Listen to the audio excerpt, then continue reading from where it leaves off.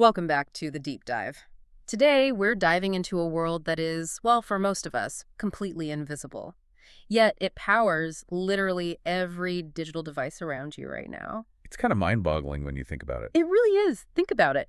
The tiny transistors, those microscopic switches in your phone, your car, or that powerful AI server, are often less than 12,000th the width of a human hair. It's almost impossible to picture. Absolutely wild. Okay, let's unpack this. Today, our deep dive is into Applied Materials, Inc., or AMAT. You might not see their logo on your gadgets, but their technology is absolutely foundational. They are the unseen architect behind every single advanced chip made today, quietly enabling the digital revolution. That's right. Our mission today is to sort of pull back the curtain and understand how this company, often referred to as the keystone species of the semiconductor ecosystem, has positioned itself as the indispensable enabler of the industry's most critical advancements. Right. We'll explore what makes them unique, what their strategic playbook looks like, and, what significant challenges they face in this incredibly dynamic landscape. And to guide our exploration, we've drawn from a comprehensive stack of sources, an in-depth investment research report, their latest financial statements, and a range of market analyses. So this gives us a really holistic view of what makes this materials engineering leader tick. Should be good? So let's start with their core mission. When you hear Applied Materials, you might think chip equipment, but they're doing something far more fundamental, aren't they? Exactly. They've strategically positioned themselves as the global leader in materials engineering solutions. And this isn't just about selling machines, it's about solving the deepest challenges in chip making. How so? Well, for decades, Moore's law basically meant shrinking transistors to make them faster and more powerful. But now we're reaching, physical limits. The shrinking can't go on forever. Right. Future advancements aren't just about getting smaller. They're about entirely new materials and creating incredibly complex three-dimensional structures at the atomic level. This is where Applied Materials truly shines. And when you say atomic level, you're really emphasizing their precision in creating these electronic structures. It sounds like they're literally rearranging atoms. That's a great way to put it, yeah. And to guide this incredibly precise work, they use a comprehensive framework they call the PPACT playbook. PPACT, okay. Yeah, PPACT. That stands for power, performance, area, cost, and time to market. It's not just an acronym, it's a holistic approach that dictates every innovation. They integrate new materials, novel 3D transistor architectures, and advanced packaging techniques to tackle the fundamental building blocks of next-generation technologies. So their work is directly enabling the explosive growth we're all experiencing with AI, big data, the Internet of Things, all of it. Pretty much. Their equipment is used for everything from the most powerful AI processors to a vast array of what they call ICPS devices. That's IoT, communications, automotive, power, and sensors. Ah, the edge devices. Exactly. Essentially all the connected intelligence at the network edge. It gives them a remarkably balanced portfolio across the entire digital infrastructure. Now, to truly appreciate AMAT's unique position, we need to lift the hood and see what makes its operational engine hum. The company structures its operations around three key segments that work in, well, surprising harmony. What's at the heart of it? The largest, and indeed the engine of their growth, is the Semiconductor Systems Group, or SSG. This is where they develop and sell the incredibly sophisticated equipment required for chip fabrication. So these are the machines that actually build the chips layer by layer, atom by atom. Precisely. We're talking about systems for materials deposition, essentially, depositing incredibly thin layers of various materials onto the silicon wafer using techniques like chemical vapor deposition, CVD, physical vapor deposition, PVD, and atomic layer deposition, ALD. Okay, so putting stuff down. Right. They also handle materials removal with tools for etch and chemical mechanical planarization, CMP, which meticulously remove unwanted material to create precise patterns and smooth surfaces. Taking stuff off. Yeah. Then there's materials modification, like ion implantation, to introduce specific atoms that change a chip's electrical properties, or rapid thermal processing, RTP, for quick, precise heating to improve material quality. These were all delivered on industry-standard platforms like their Endura, Centura, and Producer systems. You find them in virtually every advanced fab globally. Financially, SSG is dominant. In Q3 of fiscal year 2025, it generated over $5.4 billion, representing nearly three-quarters of their total revenue, 10%, yeah. and maintained a strong 36.4% operating margin. This overwhelming reliance on SSG highlights both AMAT's core strength and, a potential vulnerability if new fabrication technologies shift dramatically. Where's that revenue coming from within SSG? Most of it, about 69%, came from foundry and logic customers, the chip makers like TSMC or Intel. Then DRAM contributed 22% and flash memory about 9%. Okay, that's a huge chunk of their business. What about the other segments? You mentioned they offer stability. Right. Next, we have Applied Global Services, or AGS. This is their high-margin support pillar, which provides critical stability. AGS focuses on optimizing equipment and factory performance throughout the entire life cycle. So service and support. Exactly. They handle everything from installation and maintenance to spare parts, refurbishment, and critically, they're the industry's largest supplier of factory automation software. That's a big one. Really? Software too? Oh, yeah. In Q3 FY 2025, AGS brought in $1.6 billion, about 21.9% of total revenue, with an impressive 27.8% operating margin. What's fascinating here is that this is primarily a recurring revenue stream. Subscriptions and contracts. Exactly. With renewal rates consistently above 90% on contracts averaging nearly 3 years, this reliable cash flow acts as a crucial buffer against the semiconductor market's inherent cyclicality. Makes sense. And finally, they're niche opportunities. Right, the display and adjacent market segment. This focuses on specialized equipment for advanced flat panel displays like LCDs and OLEDs. It's their smallest segment, $263 million in Q3 FY 2025, just 3.6% of total revenue. But still profitable. Oh yeah, solid 23.6% operating margin. Not bad for a smaller piece. Now, here's a truly ingenious aspect of their business model, I think. There's a powerful synergy, a flywheel effect between these segments, isn't there? Absolutely. You nailed it. The advanced equipment sold by the SSG, the machines that build the chips, creates an expanding market for AGS's high-margin services. Every complex tool SSG sells becomes a long-term annuity for AGS. So the more machines they sell. The bigger the service business gets. And the stable cash flow from AGS then helps fund SSG's substantial R&D, which is crucial for staying ahead in innovation. And as I mentioned, helps smooth out the inherent cyclicality of the semiconductor market. It's a really smart self-reinforcing loop. And that sticky factor of their software, especially in factory automation, seems like it creates a significant competitive moat. It definitely does. Applied Materials factory automation software is deeply integrated into customer systems, making it incredibly difficult and costly to replace. It's like the nervous system of the fab. Wow. This provides invaluable continuous data on tool performance and process variability.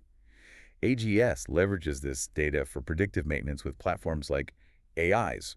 AIs, like AI. Exactly. Predicting issues before they happen. And SSG uses this real-world operational data to inform the design of their next-gen equipment, ensuring their tools are built with a deep understanding of actual manufacturing challenges. It's a virtuous cycle of hardware and software intelligence. Okay, let's talk about their technological arsenal. Applied Materials literally covers the entire wafer fabrication process, which they organize into 5 fundamental stages. Can you outline those for us? Certainly. First, you create the foundational layers through materials deposition, which we discussed with CVD, PVD, ALD, and other techniques like epitaxy and plating. Putting the layers down. Then, you shape these materials, meticulously removing unwanted parts through etch and chemical mechanical planarization, CMP, to define the intricate circuits. Carving the patterns. Exactly. So after the creation and precise shaping, the next step involves fine-tuning the materials themselves. Modifying them somehow. Exactly. That's modify, where they change the material's properties through ion implantation, introducing specific elements to make them electrically conductive or insulating, or using thermal processing for precise annealing. Sort of like baking. Got it. What's next? Next is Analyze ZE, which is critical process control through metrology and inspection. Their industry-leading E-beam systems are used for defect detection and patterning control, ensuring quality at every step. You have to check your work constantly. Makes sense. And the last one? Finally, Connect. This is an emerging category that's increasingly important for advanced packaging, including things like heterogeneous integration and hybrid bonding, basically connecting different chips together in new ways. Okay, that Connect part sounds really cutting edge. But what's truly fascinating, you mentioned earlier, is their Integrated Materials Solutions, or IMS platform. This isn't just about selling individual tools, right? It's a much more comprehensive approach. That's a key differentiator, absolutely. IMS platforms are essentially a fab within a fab. Think of them as combining multiple process steps like different deposition techniques, surface treatments, even measurement tools, into a single, high vacuum system. All in one box. Pretty much. This enables the creation of novel materials and structures that would be incredibly difficult or impossible to produce using separate standalone tools. It's about optimizing the entire sequence, not just individual steps. Can you give us a concrete example of how that integrated approach works? Like, where does it make a difference? Sure. The Endura Copper Barrier Seed, CUBS, IMS system is a perfect illustration. This one platform integrates 7 distinct process technologies. 7. Wow. Yes, 7 steps, all to solve a critical bottleneck in 3-nanometer logic chips. Rising electrical resistance in tiny copper interconnects that would otherwise slow down your devices and consume more power. Oh, the wiring getting too small. Exactly. By co-optimizing these 7 steps under vacuum, it dramatically reduces resistance via contact, directly improving chip performance and power efficiency. This level of complex integration is something specialized competitors simply can't replicate with standalone tools. So that integration is a huge advantage. And they're also heavily invested in the digital frontier beyond just physical hardware. It seems like software and data are becoming equally crucial for them. Absolutely. Their AXD platform, which we touched on, uses AI and machine learning to optimize thousands of process variables in real time for better PPAC results, meaning more power, performance, area, and efficiency. So AI optimizing the chip making. In real time, yeah. Then there's Applied Twin, their digital twin solution. This allows for virtual experimentation, predictive maintenance, and energy optimization through something called EcoTwin, simulating the fab before you build it or while it's running. Digital copies. Very cool. And of course, their industry-leading factory automation software, which acts as the operational nervous system for entire fabs. Okay, this raises an important question. How does this vast portfolio, this breadth advantage, truly give them an edge in a highly competitive market? It allows them to tackle those incredibly complex multi-step engineering challenges with internally co-optimized solutions. They can leverage deep expertise across diverse areas, transforming metrology, the measurement part, from just a post-process check into real-time process control. They see problems others can't. Or they can solve them more effectively. A specialized competitor simply can't develop a 7-step integrated system like CUBS on their own because they only have expertise in 1 or 2 of those steps. This integrated approach leads to higher yields, faster production, and more stable processes, directly aligning with their PPAC value proposition and delivering huge value to customers. Looking to the future, Applied Materials is really riding the next wave of innovation. What are the key technology inflections they're actively leading? There are 2 major shifts dominating the industry right now, and AMAT is at the forefront of both. First, the move to gate-all-around, GAA transistors. GAA, right, the successor to FinFET. Exactly. Think of it as fully surrounding the transistor's current channel on all 4 sides with a gate, compared to FinFETs, which only wrap around 3 sides. Better control. Superior control, better efficiency, and it allows for further scaling. But making these things is heavily reliant on materials engineering, especially epitaxy, selective material removal, and E-beam metrology, all areas where Applied Materials excels. So it plays right into their strengths. It really does. Applied Materials expects an incremental, get this, $1 billion in revenue for every 100,000 wafers per month that transition to GAA. $1 billion per 100K wafers, that's huge. It's a massive opportunity. Samsung is already at 3 NAB GAA, with TSMC and Intel expected to follow in 2025. It's happening now. Okay, that's GAA. What's the second big inflection shaping the future of chips? That's advanced packaging and heterogeneous integration. Instead of putting all functionality on one giant monolithic chip, this involves combining multiple specialized chips, or chiplets, into a single package. Like Lego bricks for chips. Kind of, yeah. It's how we'll get even more powerful systems by mixing and matching the best chiplets for the job. Applied Materials is a key enabler for technologies like through-silicon vias, TSVs. Tiny wires going through the chip? Yep, tiny vertical electrical pathways drilled directly through the silicon, and especially hybrid bonding, which creates direct copper-to-copper connections between chips at an incredibly fine pitch. They offer a full suite of technologies for this. So connecting chips directly, no solder bumps. Exactly. Much denser, much faster connections. And to accelerate adoption, they've launched the ECHIC Advanced Packaging Initiative, collaborating with partners like BC and EVG, showing how critical collaboration is for these new complex technologies. And how do these technological inflections align with the broader market outlook? It sounds like they're perfectly positioned. They really are. The overall wafer fab equipment, or WFE market Asia, is forecast for robust growth. It's expected to reach around $111 billion in 2025. and maybe $122 billion in 2026. What's driving that? It's largely driven by advanced nodes like 2-nanometer GAA and a strong recovery in memory, particularly high bandwidth memory, HBM, for AI applications.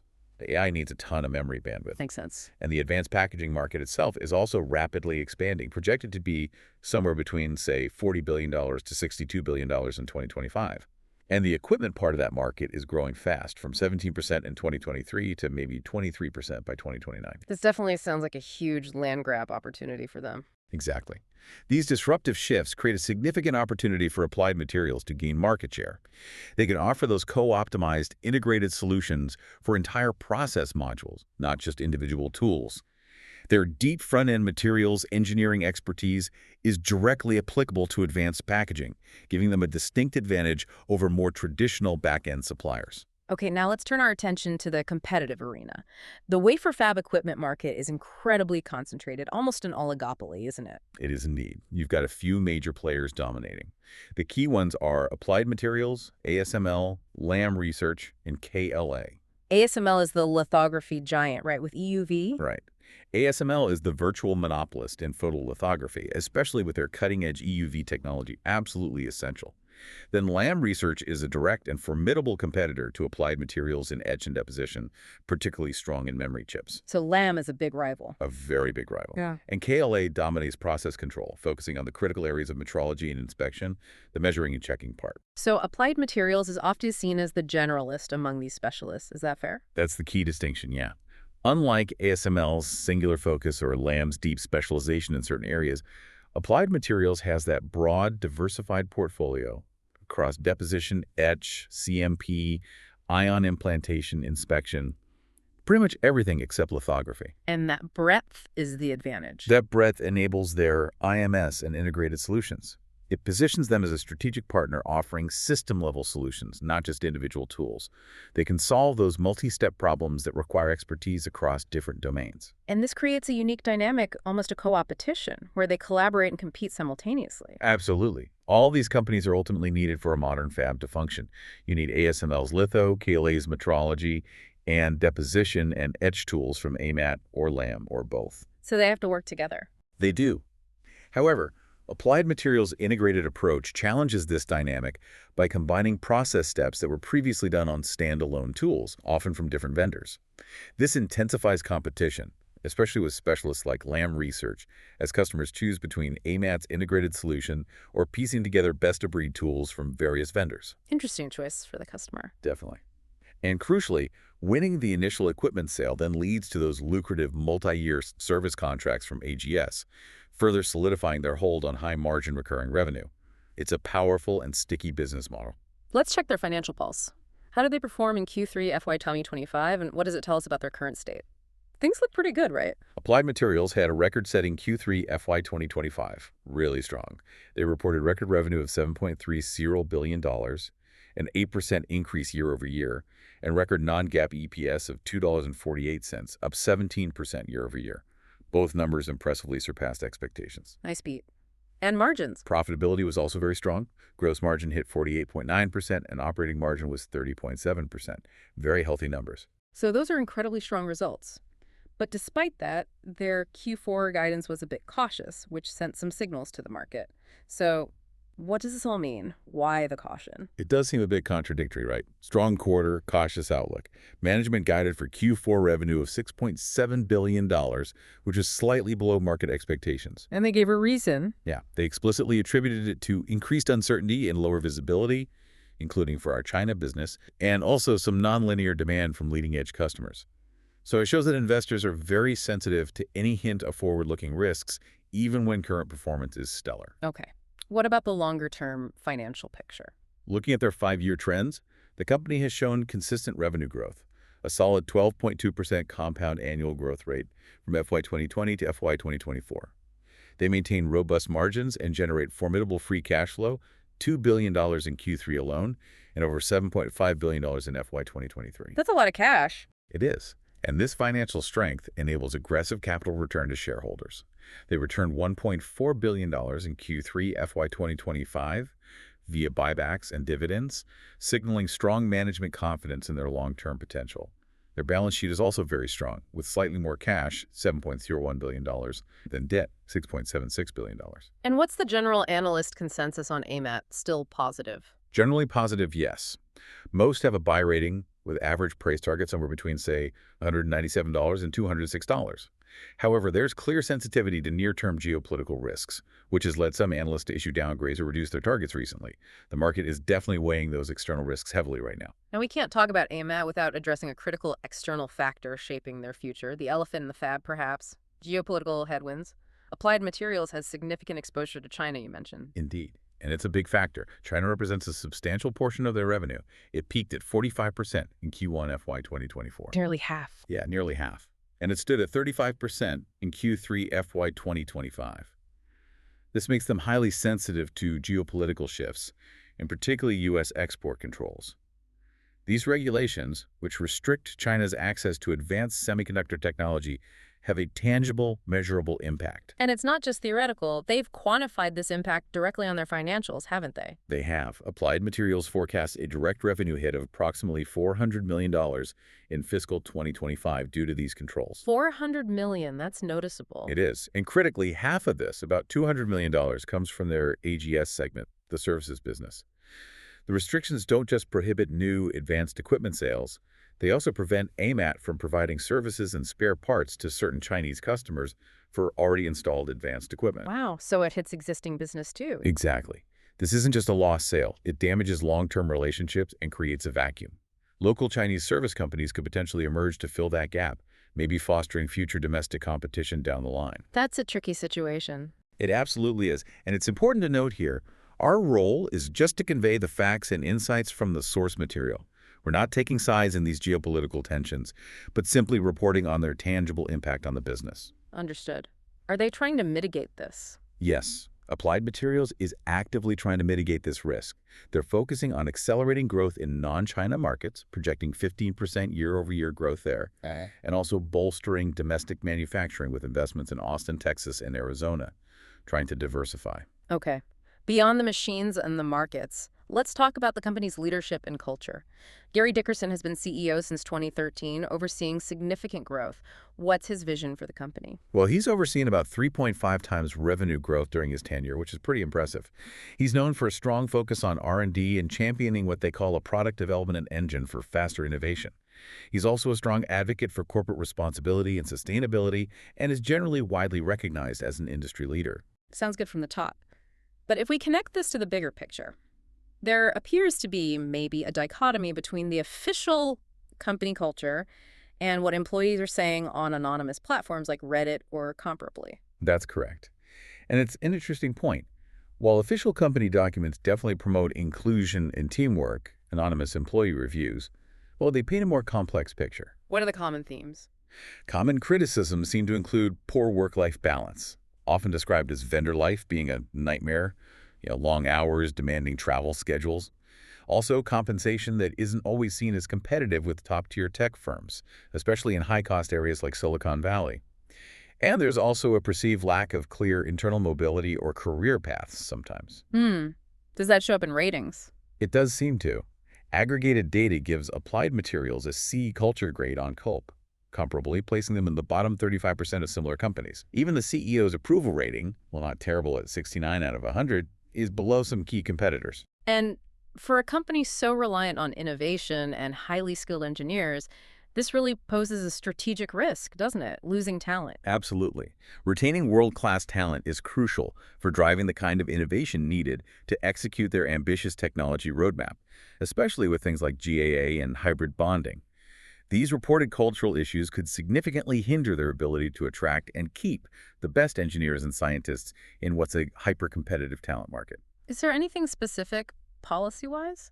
Well, one thing often mentioned is their relatively strict 5 days a week on-site policy, even for many non-lab roles. In today's environment, that could further disadvantage them compared to more flexible competitors vying for the same top talent. It's definitely a critical area for them to watch and potentially address. So as we look to the road ahead and synthesize all these points, what's the overall picture for Applied Materials? A robust leader, clearly, but with some significant challenges. That's a fair assessment, I think.